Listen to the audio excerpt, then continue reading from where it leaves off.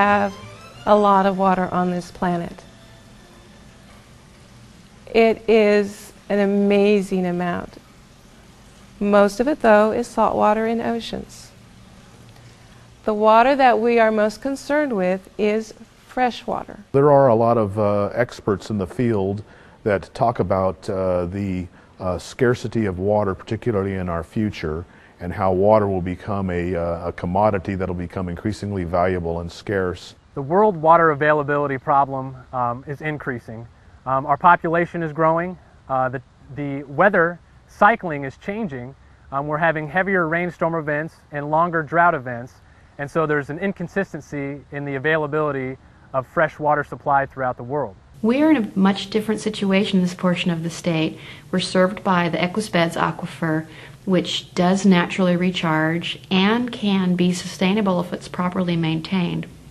One of the ways that Wichita is working on that, the sustainability of the Equisbeds, is one with good management of how we use it, but also with an aquifer storage and recovery project. And essentially what it is it's a diversion structure on the Little Arkansas River, where at certain flows, water that would normally just flow past may even be causing some flooding downstream, where some of that water is diverted and put through a state-of-the-art treatment plant where the water is brought to drinking water standards, and then we pump that into the Equisbeds aquifer and have that water there sitting there stored so that later on, when the water may not be available or as available from other sources, we have credits in that aquifer and we can withdraw the water for use in our drinking system. We've come up with some really creative ideas right here in Wichita, making the water center, making what would be a shed behind a building in any other city, an education center.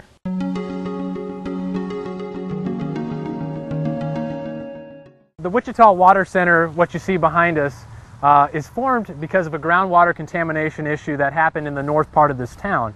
People would throw the chemicals out the back door, or they would have a spill, you know, our parents, our grandparents, and they think, oh, we don't have to clean that up. Mother Nature will take care of it. It'll go away. And it didn't.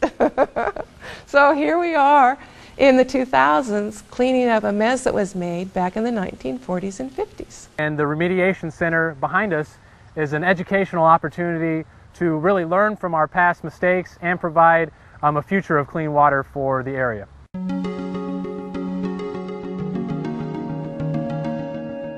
We have a lot of communities in South Central Kansas that have been planning kind of insularly. What's best for our community?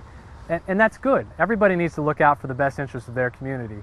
But when we start talking about issues that cross boundaries, such as economic development, workforce, water, and other natural resources, you know, those are areas that doesn't just affect the Augustas or Hutchisons, that affects the whole region. I think a regional approach would be for the folks in the region to identify for themselves what is the optimum improvement plan for them, and then we work collaboratively to see if there is some sort of a middle ground where we get as close as we can to our optimum, and that each of the jurisdictions contributes financially to those things that would not normally be optimum for a particular organization, so we find a true win-win. I think we will figure out how to share our water, how to share our resources here in Kansas, because we're an intelligent, well-educated, creative group of people.